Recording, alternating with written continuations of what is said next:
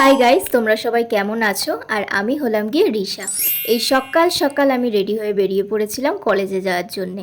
আর আজকে আমি বেরিয়ে পড়েই দেখি ও মা, আমাদের বাড়ির সামনের রাস্তায় কাজ হচ্ছে। তার জন্যে হচ্ছে টোটোর দাদাটা আমাকে অনেকটা ঘুরিয়ে ঘুরিয়ে তারপরে ফাইনালি আমাকে নামালো। যাই হোক, এই সকাল সকাল বড় মার দর্শনে তোমাদের দিনটা খুবই ভালো যাক, ভালো কাটুক, আমি এটাই চাই। আর খুব একটা কাজ না থাকলে আমি কিন্তু কলেজে যাই না। তো যাই হোক, আমার আজকে কিছু ইম্পর্টেন্ট কাজ ছিল, তার জন্য চলে গেছিলাম কলেজে। আর কলেজের ওই ছোট্ট খাট্ট কাজ শেষ হতে হতেই হয়ে গেছিল অনেকটা বিকেল। আর আমি তারপরে বাড়ি না ফিরে চলে গেছিলাম হচ্ছে এই ক্যাফেতে। আর আমি এই ক্যাফেটাতে প্রায় দিনই আসি, জানো তো।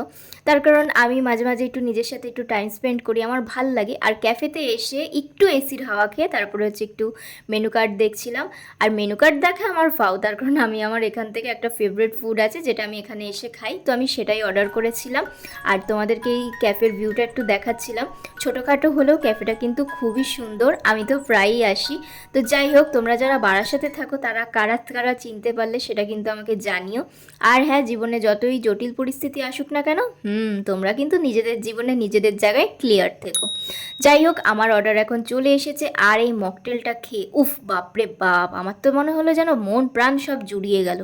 তারপরে এই যে আমি আমার এই ফেভারিট ফুডটা আমি খাচ্ছিলাম। এটা ছিল হচ্ছে একটা প্যান ফ্রাই মোমো। আর মোমোটা কিন্তু খেতে দারুণ হয়েছিল। আমি এই ক্যাফেতে এলে আমি এটাই খাই। তো যাই হোক, খাওয়া দাওয়া শেষে আমি আবার চলে যাচ্ছিলাম হচ্ছে বাড়িতে।